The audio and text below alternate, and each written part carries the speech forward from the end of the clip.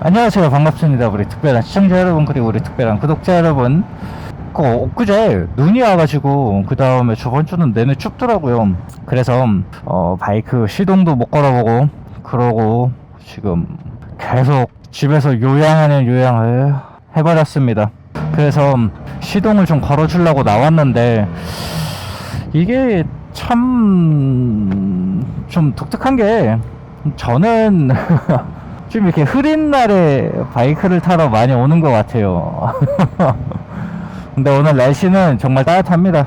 지금 현재 외기온도는 한 13도 정도 되고요. 저는 열선을 아무것도 안 켜고 지금 가고 있습니다. 대신에 좀 많이 껴입었죠? 지금 50km만 더 타면 46km 정확하게 제 바이크가 드디어 5000km가 됩니다. 구매를 한 지 한 3달 정도밖에 안 됐는데 남들 거의 한 1년 타는 만큼 탄 것 같아요. 뭐 물론 이제 우리 멀티 타시는 형님들한테는 5000km는 아주 귀여운 키로수죠. 일단은 시내 주행은 언제나 아시잖아요. 복잡복잡하니까 우리 조금 한적한 곳을 가면은 그때 다시 얘기를 하는 걸로 하지요. 아, 구름이 좀 갰으면 좋겠네요.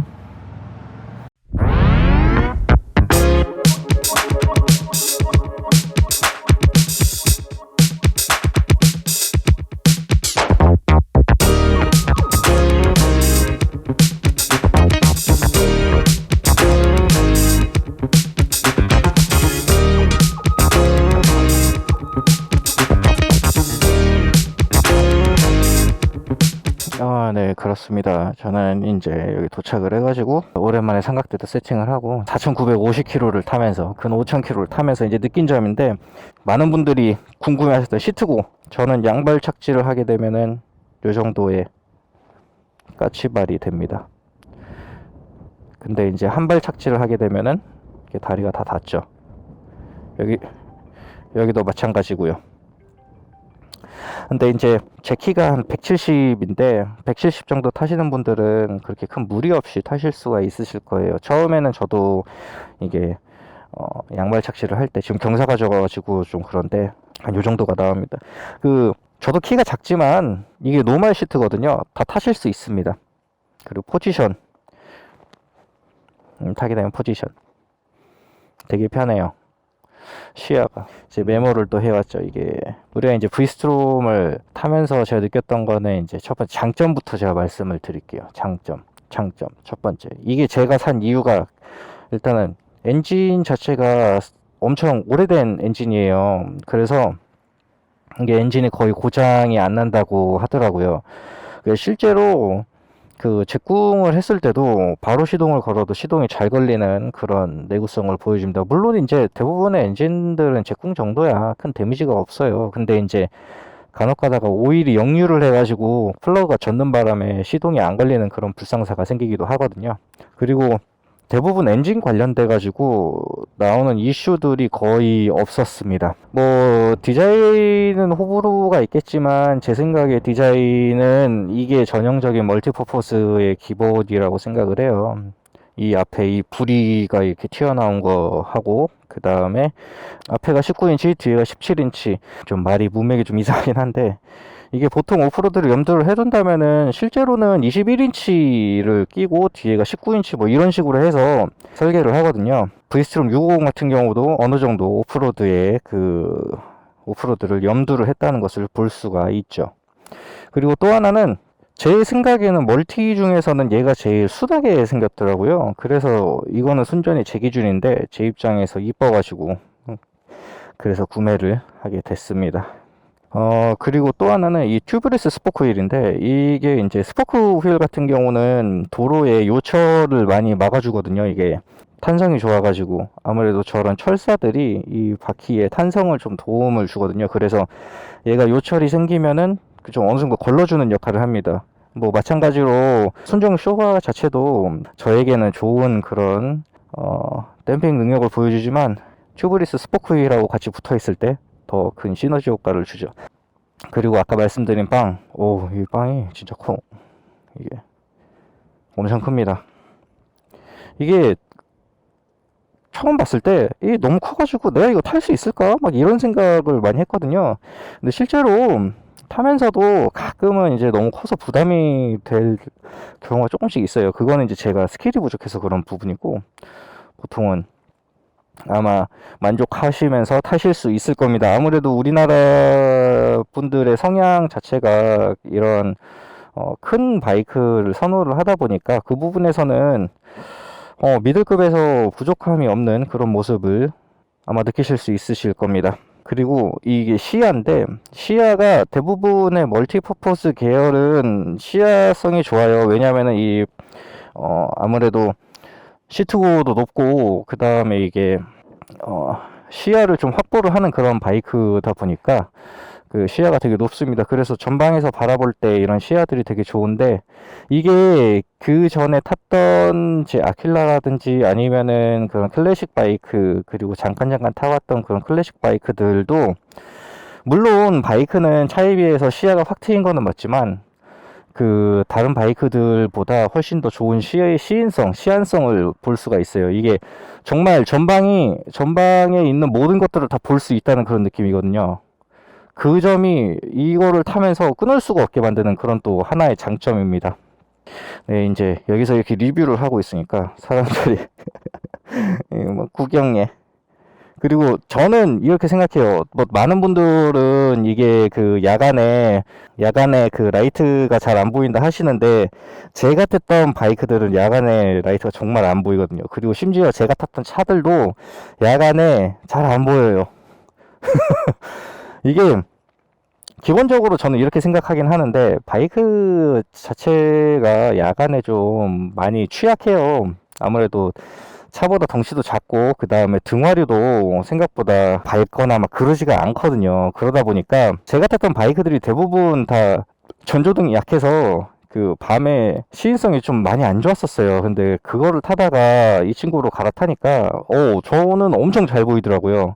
그리고 우리가 요새 이제 한 가지 생각을 해야 될 거는, 이거는 또 개인 차일 수도 있는데, 실제로 LED보다는, 그러니까 백색등보다는 황색등이 훨씬 더 전면 시인성이 되게 좋거든요. 그래서 그 부분에 대해서는 한편으로는 단점인데 한편으로는 장점이거든요. 아무래도 LED가 첨단 과학이니까 LED를 선호하시는 분들이 더 많겠지만, 제가 이제 사용을 해보니까 확실히 할로겐이 훨씬 더 좋은 시인성을 가지고 보여주는 것을 알 수가 있습니다. 이게 판매량이 되게 많아서 국내보단 해외에 정보들이 많아요. 이 해외 포럼이 있는데 그게 상당히 큽니다. 그래서 거기에 대부분의 정보들이 다 있어요. 요새는 우리가 구글이라든지 아니면은 그러니까 구글 크롬이라든지 아니면 다른 웨이라든지 그런 데서 또 자동 번역이 되니까, 영어에 취약하신 분들은 그런 이제 번역기를 돌려서 사용을 하시면은 아마 도움을 얻을 수 있지 않을까 합니다. 물론 이제 국내에서도 브이스트롬 카페가 있긴 한데, 거기도 정보가 많지만 이제 전반적인 바이크에 대한 정보는 해외 포럼에 월등히 많거든요. 대신에 브이스트롬 카페에는 그 국내에 맞는 그런 정보들이 많아서 그 점이 이제 도움이 됩니다. 아무래도 이거는 판매량이 많다 보니까 그 정보를 찾기가 쉬운 점은 정말 좋아요. 그리고 이게 진짜 편해요. 이게 포지션이 진짜 편한데, 이게 보면은 앉았을 때 이 무리가 없는 그런 자세를 취할 수가 있습니다. 보통 이게 다리가 너무 뒤로 가거나 아니면은 다리가 너무 앞으로 가게 되면은 이제 좀 허리에 무리가 가거나 그러거든요. 가장 큰 장점, 물론 이제 대부분의 미들급에서는 요새 이제 전자장비가 많이 들어가 있기 때문에, 지금에서는 장점이라고 말씀을 드리기는 좀 어려울 것 같아요. 근데 이제 특히나 요즘 같은 겨울에는 이런 트랙션 컨트롤, 저는 오늘 길에 보니까 좀 살얼음이 좀 껴있는 것 같아서 2단으로 맞춰놨습니다. 이 트랙션 컨트롤과 여기 보면 ABS, 이 두 개가 이제 같이 있거든요. 이 점이 정말 안전에 도움이 많이 되는 부분이거든요. 물론 이제 이게 멀티퍼포스 계열에서 인도를 타게 된다면은 또 다른 얘기겠지만, 그래도 온로드에서는 필수인 그런 옵션입니다. 특히나 우리나라처럼 도로 상황이 고르지 못한 곳에서는 뭐 물론 이제 해외에 비해서 좋긴 해도 그래도 요새 이제 그 바이크들이 가는 길을 제가 이렇게 쭉 타고 보니까 정비가 제대로 안 된 길이 너무 많더라고요. 그런 길에서는 이 두 가지 옵션이 정말 필요한 옵션입니다. 그러면 이제 신나게 장점을 말씀을 드렸으니까 이제 단점을 말씀을 드릴 차례예요. 단점이 여기 아까 포지션이 편하다 했는데 이 포지션이 타고 나면은 생각보다 되게 피곤해요. 왜 그런지 모르겠어. 타고 나면은 좀 되게 피곤해. 탈 때는 겁나 편한데 타고 나면 피곤해. 바이크를 오래 타서 그럴 수도 있는 것 같아요. 너무 막 한 번 쉬지도 않고 2시간, 3시간 타니까 피곤한 거. 그거랑 그 다음에 이게 정말 큰 고질병인데 이 시퀀설 기어가 고장이 엄청나게 잘 납니다. 제가 제가 이렇게 신차를 내려서 바이크 이제 탔는데 시퀀설 기어가 이 커버를 열면은 나와요. 이 안에 2000km 만에 고장이 났어요 이게. 그래서 보증 수리를 이렇게 받았는데 전 좀 이해가 되지는 않더라고요. 그게 왜냐면은 이게 신차인데 왜 이게 고장이 날까, 그게 좀 이해가 안 됐어요. 증상은 기어가 지 맘대로 변속이 돼요. 계기판 안에서. 계기판에 변속이 될 때는 지금 1단인데 얘가 이렇게 표시를 해주잖아요. 1단 뭐 N단 뭐 이렇게. 이게 1단으로 내려갔을 때 2단으로 바뀌고 막 1단으로 바뀌고 지 맘대로 되더라고요. 지금 같은 경우는 제가 부속을 교체를 했기 때문에 큰 문제가 없지만 예전 같은 경우는 이렇게 시동만 걸었어도 1단, 2단, 1단, 2단, 1단, 2단 이런 식으로 이게 바뀌어버리게 되더라고요. 그래서 1단 안에서 1단을 설정을 하고 가는데 2단으로 돼 있어가지고 기어를 다시 바꾼 적도 상당히 많고 그랬거든요. 제가 카페나 아니면 해외 포럼에서 찾아보니까 이게 보통 한 2만 킬로에서 2만 킬로 언저리에서 발생을 한다는데 저는 아마 초기 불량으로 인해 가지고 이런 상황이 나타난 것 같습니다. 그리고 알 수 없는 AS 정책이 있어요. 이게 알 수 없는 AS 정책. 제가 이 시퀀설 기어 때문에 제가 구매했던 곳 아니고 다른 대리점에 가서, 그러니까 그 딜러사에 가가지고 제가 문의를 했는데 자기들은 해줄 수가 없다 이러는 거예요. 근데 사실 이게 그 홈페이지에 나와 있는 딜러사에서 AS를 요청을 하면은 하게 돼 있는데 거기서는 단호하게 거부를 하더라고요. 자기네들이 해줄 수 있는 거는 청소밖에 없는데 이게 새 차라서 까기가 어렵다 뭐 이런 식으로만 얘기를 하더라고요. 이게 뭐 스즈키뿐만 아니라 대부분의 바이크 회사에서 이제 나타나는 그런 단점인데, 뭐 물론 이제 바이크뿐만 아니더라도 사륜차도 마찬가지예요. 우리나라가 이제 수입사 형식으로 해서 들어오기 때문에 이게 본사에서 힘이 없어가지고 각 대리점이나 딜러사에 뭐라고 말을 못 하더라고요. 그래서 AS를 안 해주는 것도 아니고 해주는 것도 아니고 그런 애매한 형태가 나옵니다. 이 점은 정말 고쳐야 되는데 고쳐지지 않을 거예요. 이거는 그 점이 단점이에요. 이거는 스즈키뿐만 아니더라도 대부분이 다 그래요.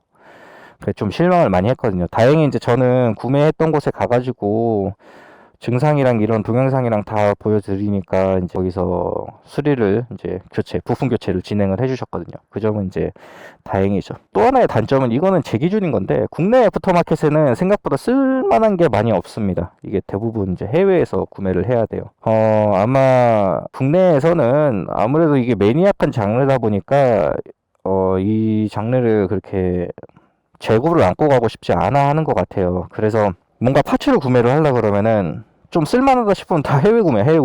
제가 그 전에 탔던 바이크에 비해서는 국내에도 이렇게 전용 제품들이 많이 있는 거는 맞지만 동급, 미들급의 바이크에 대비해서는 상당히 적은 게 맞습니다. 그리고 또 단점은 스즈키 일을 안 해요. 스즈키가. 왜냐면은 US 스즈키, 오스트레일리아 스즈키, 그 다음에 UK 스즈키 이렇게 해가지고 제가 다 찾아봤는데 거기는 애프터 파츠들이 스즈키 본사에서 다 많이 팔더라고요. 근데 우리나라에서 파는 거는 시트랑 센터 스탠드밖에 없어요. 이게 말이 되냐고. 이 일을 안 한다는 거거든요. 그 외국의 스즈키에 보면은 열선 그립도 따로 팔고, 그 다음에 마찬가지로 로우 시트, 센터 스탠드, 그 다음에 데칼, 휠 데칼, 그 다음에 바디 데칼, 그리고 스텝, 그 다음에 또 이 퓨얼 탱캡 요 스티커, 이것도 두 종류나 팔고, 그리고 또 뭐 있냐? 하여튼 엄청 많이 팔아요. 근데 우리나라는 딱 두 가지밖에 안 팔아요. 소비자 친화적인 그런 정책을 펼쳐야 되는데, 한국 스즈키에 보면은 이 브이스트롬뿐만 아니더라도 대부분의 스즈키 바이크들의 그런 애프터 파츠들은 없습니다. 정말 없어요. 그나마 있는 거는 순정 때 달려오는 그 1050 때 이 열선 그립, 그거 하나밖에 없어요. 저는 이해할 수 없어요. 그런 행보는. 본인들이 팔기로 했으면 거기에 대한 마케팅을 해야 되는데, 이게 있는 거랑 없는 거랑 마케팅 차이가 날 텐데, 왜 그런 아니란 생각을 하는지는 저는 잘 이해가 되지 않습니다. 뭐 그게 이제 우리나라 바이크 문화라면은 그거는 우리가 이제 바꿔 나가야 되는데, 아직 갈 길이 멀었다는 거를 알 수가 있죠. 그리고 이제 또 다른 단점은 제가 센터 스탠드 이 부분이 여기랑 닿습니다. 그 익스텐션을 그 뭐냐 스탠드 익스텐션을 달면은 여기에 닿아서 여기가 달아요. 이 두 개가.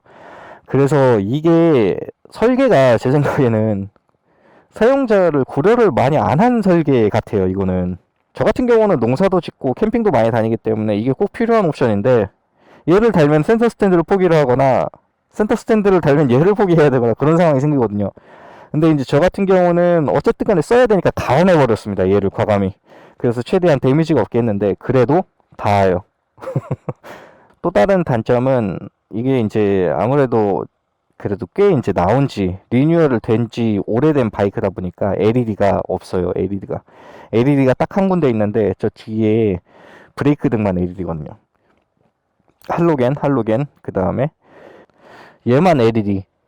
뭐 물론 이제 그 전방 시인성 때문에 LED를 이제 안 달아주는 것도 있고, 아직은 스즈키가 그 페이스리프트라든지 아니면 신형을 내는 거에 되게 짜거든요. 그러다 보니까 안 해주는 걸 수도 있어요. 근데 그래도 너무하다 싶을 정도로 좀 짜더라고요, 제 생각에는. 그렇습니다. 오늘은 제가 5000km를 타면서 단점들과 장점들을 느꼈어요. 근데 확실히 타면서 좋은 점은 앞서 말씀드린 장점들이 저는 더 저에게 와닿아서 엄청나게 만족을 하고 있고, 그 다음에 재밌게 타고 있는 그런 부분입니다.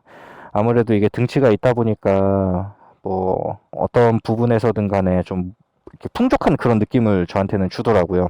그리고 이런 박스라든지 저처럼 이렇게 뭐 액티비티한 좀 캠핑이라든지 아니면 뭔가 좀 여행을 이렇게 가고 싶으신 분들에게는 아마 이게 최고의 대안이지 않을까 싶습니다. 또 고장이 안 나요, 고장이. 이런 사소한 그 기어 포지션 센서 같은 경우는 뭐 사실 그거는 이제 소모품이기 때문에 고장이 날 수가 있다고 생각을 하도, 나머지는 고장이 거의 안 나거든요. 심지어 좌우로 이렇게 넘어져도 잘 일어나고, 뭐랄까 잘 일어난대, 잘 시동도 잘 걸리고, 그래서 저는 만족하고 타고 있습니다. 뭐 물론 이제 저와 다른 생각을 가지신 분들도 많겠지만 제가 5000km를 타면서 느꼈던 점은 대만족. 여튼 오늘 저는 이 친구 5000km를 타면서 느꼈던 점을 말씀을 드렸고요. 제 리뷰가 제가 전문 리뷰어가 아니다 보니까 좀 서두가 이상해요. 두서 없고. 근데 이제 제 경험이 또 다른 분들에게 도움이 되셨으면 좋겠다는 생각으로 좀 말씀을 드렸습니다. 앞으로 이 친구가 더 많은 곳을 다녀보고 그 다음에 다음번 만키로 리뷰 때 인사를 드려보도록 하겠습니다. 요번에는 조금 급하게 찍어가지고 제가 조사한 거 딱딱 지금 보이는 것만 조사를 했기 때문에 요번에는 뎁스가 좀 얕을 수가 있어요. 다음번에 조금 더 깊은 그런 리뷰로 인사를 드리도록 하겠습니다. 그럼 저는 다음 영상에서 인사를 드리도록 하고요. 오늘도 여러분의 안전한 라이딩과 아름다운 라이딩을 기원하며 저는 다음 영상에서 인사드리겠습니다. 그럼 다음 영상에서 만나요. 안녕. 구독과 좋아요는 영상 제작에 힘이 됩니다. 너무 창피해 지금. 다 쳐다보고 있어 주변에서.